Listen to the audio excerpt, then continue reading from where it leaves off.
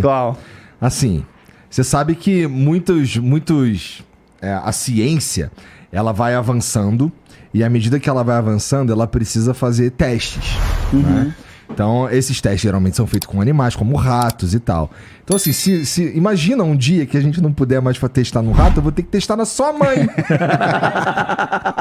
O cara tá brifado, hein? O cara, esse aí viralizou também, né? Esse é verdade, esse é verdade. Mas deixa eu me explicar que a gente tem tempo aí, calma aí, cara. A bebida aí, por favor. Cara, eu esse achei vídeo genial essa porra, é cara. das antigas, é muito das antigas, cara. Isso é Jubilu No Sense 2012, assim, que eu falava mesmo sem freio, sabe? Não tinha apanhado ainda, né? Depois eu fui tomando umas assim na vida e fui aprendendo e ficando mais não é conservador. Não é possível que alguém escuta isso e fica puto. Não é possível. Não, é de amor. Na verdade, assim, o pessoal é bravo, né? Tem um pessoal que é bravo. É que, na verdade, assim, levando a sério, assim, realmente, pesquisa em animais a gente tem que regularizar, tem umas que não precisam. Pesquisa em chimpanzés, por exemplo, né? Pô, chimpanzé tem uma diferença em relação a gente de 2% apenas. Então, pô, é certo a gente, por exemplo, usar chimpanzés para pesquisa científica. E aí tem uma discussão que é até meio polêmica, né? Tipo, tem pessoas que estão mais incapacitadas hoje de fazer coisas que um chimpanzé consegue fazer. Já que a gente é tão próximo, por que também não usar essas pessoas, entendeu? Existe esse tipo de discussão. Nossa. É pesado, né? Isso é pesado. É pesado, mas por quê? Porque o chimpanzé, ele consegue fazer coisas muito próximas da gente, né? Então levanta-se essa discussão que, cara, o chimpanzé é quase um ser humano. Realmente são 2% de diferença no DNA. E são diferenças muito sutis que nos fazem humanos e não chimpanzés. Então existe sempre essa discussão da pesquisa. Mas quando a gente fala de, sou contra, peraí, mas e se a tua mãe estiver precisando lá de um remédio? É que a gente sabe, assim, que o remédio não funciona igual no rato, como funciona no ser humano. Você sempre vai para essa fase. Então existem abusos. Quer ver? Eu vou te contar um experimento com chimpanzés que eles queriam ver como que era o acidente de carro na velocidade para quebrar o crânio, o que precisava. Então eles testavam lá o carro a 10 por hora com o chimpanzé dentro e viam o que acontecia no crânio. E fizeram a 20 por hora, 30 por hora e tal. E aí descobriram que a tanto por hora o crânio do chimpanzé arrebentava na parede lá no acidente de carro e que isso também deveria acontecer com os seres humanos. Foram feitos depois... Nossa, é cruel pra caralho. Mas foram feitos 20 mil trabalhos científicos para chegar nessa mesma resposta. Você tá entendendo? Então existe realmente um desrespeito e um abuso, nós como seres humanos, em relação aos animais, né? Que é uma coisa que a gente pode conversar bastante aqui. E aí tem essa questão do, mas eu quero... E aí eu falei essa aí do testar na mãe, tipo, porque é um dilema. Foi uma forma de brincar, mas a minha mãe precisa da cura, e aí tem que testar no chimpanzé, mas o chimpanzé é um animal que é muito próximo da gente, e aí? Mas hoje em dia... É uma discussão, na verdade. Esses testes que são feitos em animais, são mais... Pelo menos até onde eu sei, né? Eu não fico pesquisando muito isso daí. Mas esses testes são remédios, são cosméticos... São umas paradas mais branda do que ver se vai quebrar o crânio do chimpanzé, né? Cara, tem de tudo. Por exemplo, tem casos assim, já que o chimpanzé é a nossa pauta, gostoso a bebidinha. Suave, tranquilo. Vamos ver daqui 10 minutos. Daqui a pouco eu tô cantando aqui. Então, foda que eu já tomei 2 Fireball, né? Mas vamos lá. É Fireball o nome disso? Não, Fireball é um negócio ali de canela sensacional. É alcoólico também? Também. Mas então, voltando ali ao meu amigo, o chimpanzé, eles estavam, por exemplo, fazendo experimento com um vírus dentro do chimpanzé. Então eles inocularam o vírus no chimpanzé para ver como que ele ia agir dentro do chimpanzé. E o chimpanzé ficou anos preso numa gaiola, sem brinquedo nenhum, sem nada. Então hoje já é um pouco mais regularizado. Na minha época da faculdade, por exemplo, na medicina, você treinava técnica cirúrgica em cachorro, no beagle. Sabe aquele beagle bonitinho? E aí, errava a anestesia, errava o corte, matava o bicho. E aí chegou uma hora que a sociedade começou, peraí, gente, vamos dar uma... Acabou a festa. E hoje é muito mais regularizado, até para você utilizar, por exemplo, roedores na pesquisa científica, precisa de uma série de aprovações, então tá melhorando, mas obviamente o ideal é que a gente não precisasse mais, né? Existem modelos hoje que a gente consegue, porque você sempre vai chegar no humano, né? Na verdade o animal é um pré-teste, tipo, para ver se não vai chegar no humano. Mas, por exemplo, a fisiologia de um camundongo, eu sempre brinco com isso, no camundongo tudo é possível, até a orelha já colocaram nas costas de um camundongo. Mas quando chega no ser humano, então acaba dando diferente do resultado que deu no camundongo. Então, pô, será que valeu matar o camundongo? É uma discussão super complexa, bem profunda mesmo, porque tem casos e casos, não dá pra gente generalizar.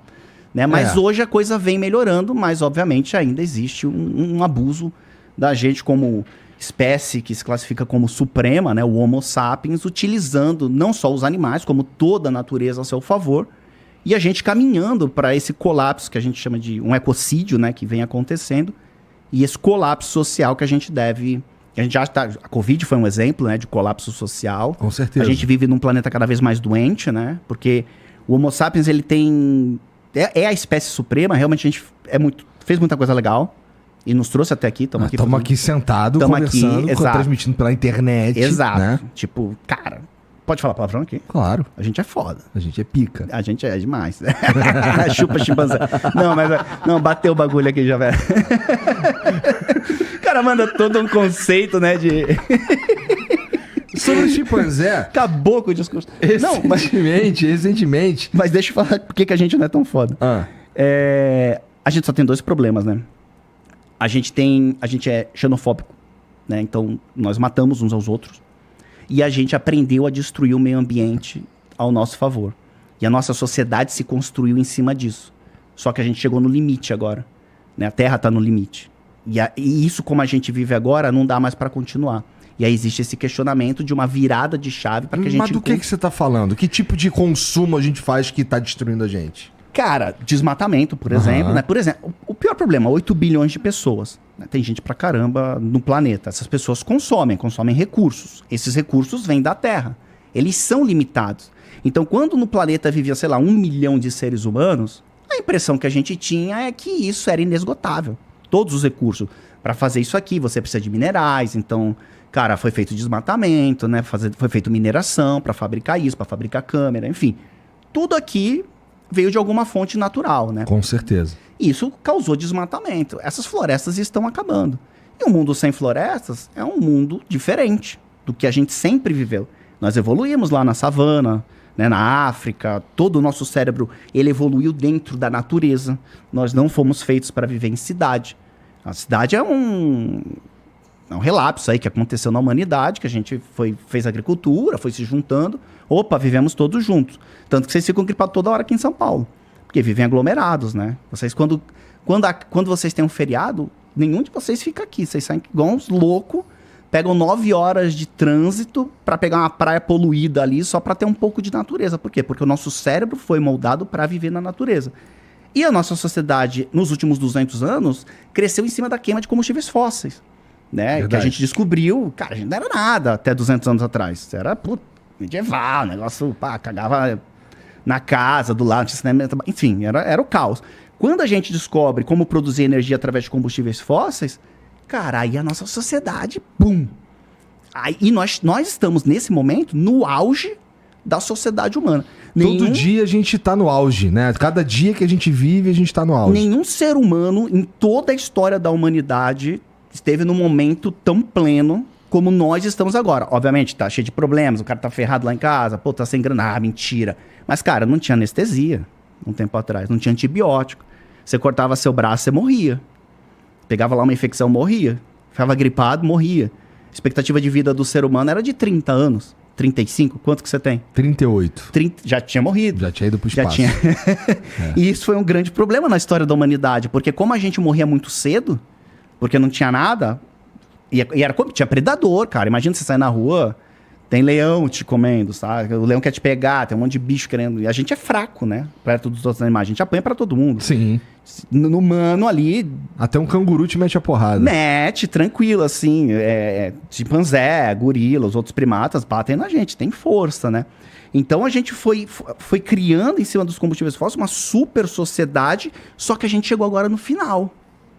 Tipo, no final desse ciclo, tipo, gente, tá, legal, foi legal, melhoramos pra caramba, mas agora não dá mais pra continuar assim. Precisamos de uma fonte nova de energia. Que é a sustentabilidade que a galera fala, do crescimento sustentável. E, cara, isso não tem nada a ver com pegar garrafa PET e reciclar e botar lá aquela... Enfim, energia solar, por exemplo. Energia solar é importante, né? É uma nova energia, mas ela também tem impacto através da mineração. Você faz mineração para produzir painel solar. Então, às vezes, o cara paga sapo de eco lá, mas aquilo também tem impacto. O que a gente tem que ver agora é como é que a gente consegue viver com 8 bilhões de pessoas sem acabar com o resto dos recursos que ainda tem aí. Não é nem de futuras gerações. Será que dá, Paulo? Será que, na tua opinião, dá, cara? Cara, pô, deixa eu até tomar um gole. Porque eu vou te falar, a sensação que eu tenho, irmão, é que... Vamos lá. Você falou da energia solar, que aí tem que minerar pra fazer os painéis, não sei o quê. Energia eólica, por exemplo. Você tem que fazer a porra do ventiladorzão lá, não sei o quê. E se botar no meio do mar, pegar ave migratória, enfim, tem impacto. Tudo tem impacto. Tudo tem impacto, exatamente. Tudo tem impacto. A gente tem que adotar sistemas que tenham menos impacto. Basicamente é isso. O pior sistema, na tua opinião, é queima de combustível fóssil. Total. Mas não dá pra abandonar agora. Por exemplo, eu participo da COP, da Conferência do Clima. A última que eu fui foi em Glasgow, na Escócia. Cara, tu sai de lá meio tipo, não vai dar certo. Porque... Caralho, essa foi a tua sensação? A sensação é essa. Só tem político, né? A questão, por exemplo, as mudanças climáticas, né? É uma questão política. Precisa de políticos para fazerem as mudanças. Não tem... Às vezes o cara fala, eu não como carne. Pô, legal. Mas não é isso que vai salvar o mundo. Não é os peidos da vaca que tá destruindo o mundo? Tipo, eu não uso canudo de plástico. Pô, bacana, legal. Mas isso aí não vai salvar o planeta Terra. Se você se sente bem como indivíduo, e eu acho que tem que fazer, reciclagem, tudo é importante. Mas essas mudanças radicais de comportamento social, isso vem de cima. Isso vem da política. Por isso que eu sempre falo, pô, vai votar, né? Eu sei que você gosta de votar, mas... Adoro votar. Mas minha prioridade número 1 é votar. Você pega um político que tenha pelo menos a pauta ambiental. Porque o que acontece? Vamos lá. Cara, aí a gente tá fudido, Paulão. Não, é isso. É isso que eu quero dizer. Nós estamos fudidos. Aí fudeu, irmão. Exato, nós estamos fudidos, cara. Porque todos esses caras que falam de... Tá bom, deve ter uma exceção aqui e ali. Eu até acredito que tenha mesmo. Mas, porra, a maioria dos caras ele vai falar o que você quiser ouvir pra conseguir o que ele quer, que é votar nele. Então, porra, eu tenho uma preguiça desses caras. Tu sabe qual é o problema? O problema é o seguinte. Se a gente for fazer as medidas sustentáveis que a gente precisa fazer, primeiro, quem cagou o clima do planeta? Estados Unidos e União Europeia. Foram eles que usaram muito carvão, né, e jogaram mais gás carbônico, jogam metano, enfim, na atmosfera, e a temperatura do planeta aumentou, a temperatura média. Uma temperatura média mais alta causa uma série de mudanças climáticas. Tivemos a chuva aqui em São Sebastião, agora em fevereiro, a maior chuva já registrada no Brasil. Caramba, de onde fiquei isso? Cara, mudanças climáticas, tá? O que acontece? A Índia, por exemplo, que é um país pobre, ela também quer crescer.